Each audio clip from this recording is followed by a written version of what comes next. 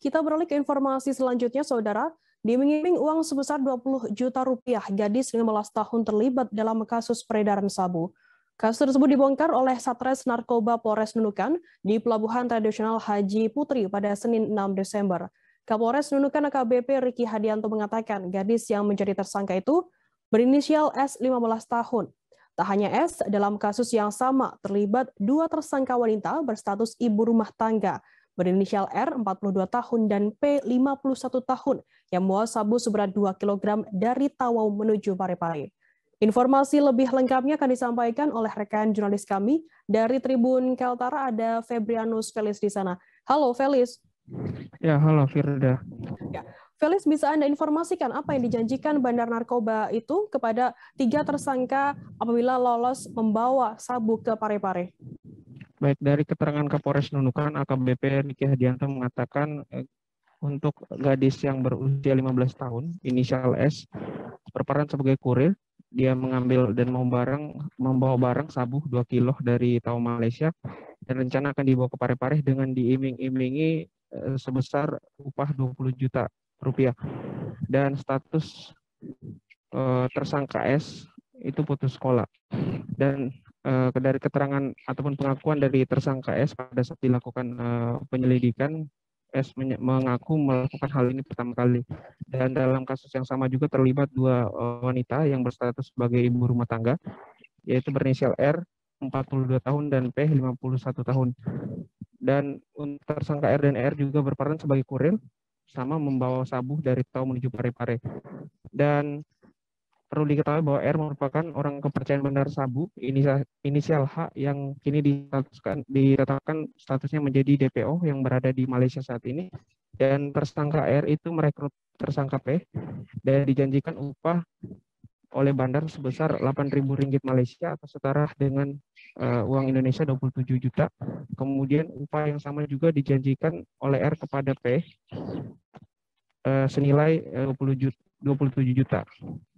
Dan untuk informasinya, Bandar di Tawau memang sengaja merekrut kurir yang etnis dari Sulawesi Selatan untuk memudahkan pada saat membawa sabu seberat 6 kg dari Tawau menuju Sulawesi Selatan, begitu. Felis, modus apa yang dilakukan ketiga tersangka kurir ini agar bisa lolos dari petugas? Pada saat tiba di Pelabuhan Haji Putri, untuk kedua tersangka yaitu R dan P, mereka mengenakan jilbab, sementara untuk tersangka S sendiri tidak menggunakan jilbab. Dan modus yang dilakukan mereka adalah menyembunyikan atau menempatkan sabu masing-masing 2 kg di badannya dengan dililit dengan lakban warna putih. Untuk mengelabui petugas, mereka sempat melakukan aktivitas mondar-mandir di situ dan dicurigai oleh petugas, lalu dilakukan penggeledahan oleh personel Satres Narkoba. Begitu, Firda. Lalu sejauh ini, Felis, apa upaya dari Satres Narkoba Polres Nunukan sendiri untuk mengungkap bandar dan juga penerima sabu? Baik, setelah melakukan pengamanan terhadap 3 tersangka wanita tadi, berserta dengan barang bukti sudah diamankan ke Mapolres Nunukan, dan Satres Narkoba melakukan penyelidikan lebih lanjut untuk mengejar atau mengembangkan kasus ke Parepare untuk menangkap siapa penerima sabu 6 kg itu. Namun diduga kemungkinan informasi penyelidikan itu bocor sehingga penerima yang di Parepare inisial A yang saat ini ditetapkan statusnya menjadi DPO tidak bisa dihubungi dan handphonenya sudah dimatikan. Dan terhadap ketiga tersangka itu sudah memang dipersangkakan pasal 114 ayat 2, junto pasal 132 ayat 1, subsidiar pasal 112 ayat 2, junto pasal 132 ayat 1 Undang-Undang Nomor 35 tentang narkotika dengan ancaman pidana mati, pidana penjara seumur hidup, atau pidana penjara paling singkat 6 tahun dan paling lama 20 tahun.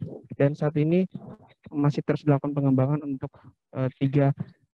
untuk DPO yang berada di Malaysia maupun yang berada di Sulawesi Selatan. Begitu, Firda. Baik, terima kasih rekan jurnalis dari Tribun Kaltara, Febrianus Felis, atas laporan Anda. Selamat bertugas kembali. Terima kasih sudah nonton. Jangan lupa like, subscribe, dan share ya.